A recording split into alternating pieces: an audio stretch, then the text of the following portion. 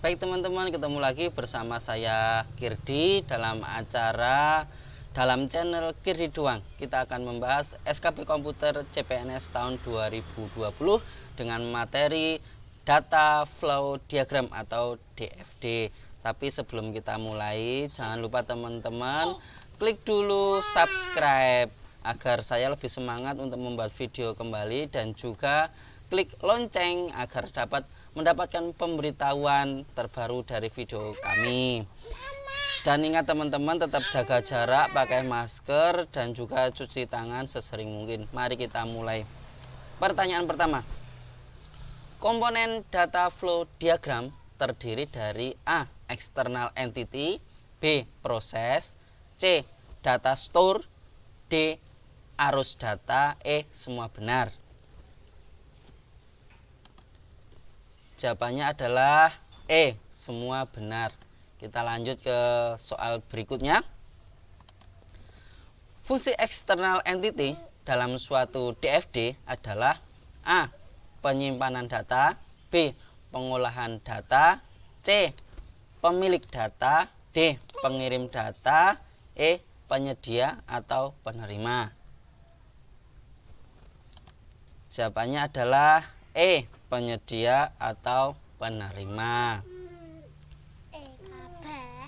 Fungsi data store dalam suatu DFD adalah A. Penyimpan data, B. Pengolah data, C. Penyedia atau penerima informasi, D.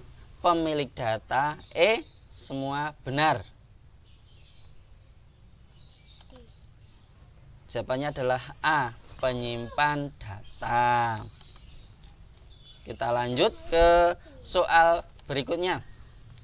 Kesalahan yang dapat terjadi pada diagram arus data atau DAD antara lain black hole. Nah, apa yang disebut dengan black hole? A. Proses mempunyai input tetapi tidak menghasilkan output. B. Proses tidak mempunyai input tetapi menghasilkan output. C. Proses tidak mempunyai input atau tidak mempunyai output. D. Jawaban A dan B benar. E. Jawaban A, B, dan C benar. Jawabannya adalah A. Proses mempunyai input tetapi tidak menghasilkan output. Ya, soal berikutnya. Proses dalam diagram arus data menggambarkan A. Bagian dari sistem yang mentransformasikan masukan menjadi keluaran, B. Sarana untuk menyimpan data, C. Mempresentasikan external entity, D. Perpindahan data dari suatu bagian ke bagian lain dalam suatu sistem. E. Tidak ada jawaban yang benar. Jawabannya adalah E. Tidak ada jawaban yang benar. Mari kita lanjut ke soal berikutnya. Karakteristik diagram primitif fungsional atau P antara lain adalah A. Memiliki proses yang tidak dapat dipecah atau dikembangkan lagi. B. Memiliki lebih dari suatu proses. C. Memiliki data store. D. Jawaban A dan B benar. E. Jawaban A, B, dan C benar.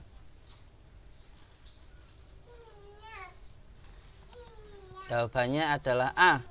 Memiliki proses yang tidak dapat dikembangkan lagi. Kita lanjut ya teman-teman. Jika dilakukan dekomposisi atau rincian suatu proses, maka harus diperhatikan adanya keseimbangan dari A. Arus data masuk ataupun keluar, B. Proses primitif, C. Proses non primitif, D. jumlah simpanan data. Atau E, semua benar. Ya, jawabannya adalah A, arus data masuk ataupun keluar. Ya, kita lanjut ke soal berikutnya. Kita lihat sampai video ini selesai ya teman-teman, jangan di skip.